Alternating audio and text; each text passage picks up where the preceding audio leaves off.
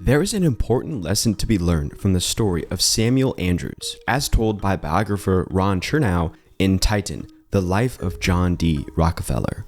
Rockefeller learned to clean oil from Sam Andrews.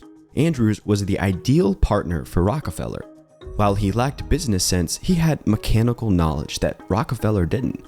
The quality of kerosene that Andrews was able to produce and the efficiency of his process rendered him indispensable, until something got into his way. But before we get to that, a bit of history. It was Rockefeller himself who propositioned Andrews to go into business in the first place. "Sam," he said, "we are prospering. We have a future before us, a big future. But I don't like Jim Clark and his habits. He is an immoral man in many more ways than one. He gambles in oil. I don't want this business to be associated with a gambler. Suppose I take them up the next time they threaten a dissolution. Suppose I succeed in buying them out. Will you come in with me?" Andrews agreed, and they shook hands on the deal. Only a few weeks later, Rockefeller quarreled with Clark. "If that's the way you want to do business, we'd better dissolve and let you run your own affairs to suit yourself," Clark warned. Rockefeller moved swiftly.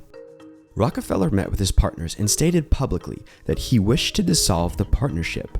The two sides walked away after the meeting with contrasting feelings. The Clarks imagined they had cowed the young whippersnapper, while Rockefeller raced to the office of the Cleveland leader to place a notice dissolving the partnership. The next morning, the Clarks were stunned to see the notice.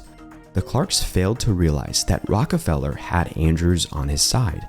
As per the partnership agreement, the business went up for auction.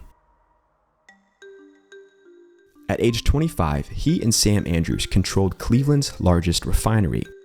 No sooner had the ink dried than they took up a metagame strategy, one of rapid expansion that he knew was diametrically opposed to how the Clarks would likely respond.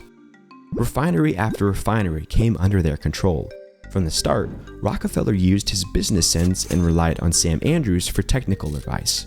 Rockefeller held Andrews in esteem until Ambrose McGregor was named superintendent of the Standard Oil refineries in Cleveland. McGregor demonstrated superior ability. Andrews was shown to be less capable. His ego took a beating. One day in 1878, Andrews snapped at Rockefeller. "I wish I was out of this business." Rockefeller remained calm and called his bluff, replying, "Sam, you don't seem to have faith in the way this company is operating. What will you take for your holdings?" "I will take $1 million. "Let me have an option on it for 24 hours, said Rockefeller, "and we will discuss it tomorrow." Samuel Andrews was taken into the business as a poor working man with little or nothing in the early stages when it was difficult to find men to cleanse the oil. He had too much conceit, too much bull-headed English abstancy, and so little self-control.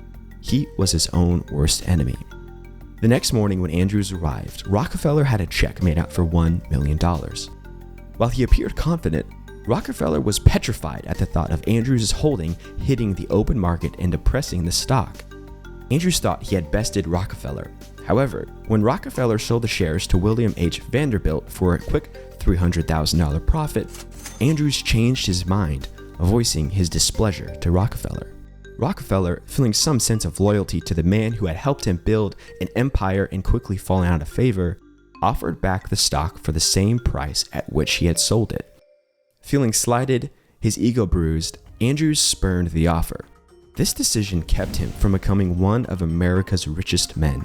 The very same stock would have been worth $900 million by the early 1930s. Later, Rockefeller would say of Andrews, he was ignorant, conceited, lost his head, governed by the same wicked sort of prejudice accompanying the egotism so characteristic of that type of ignorant Englishman. But let's be honest, there is a little Sam Andrews in all of us. The lesson to walk away with is that temperament matters a lot.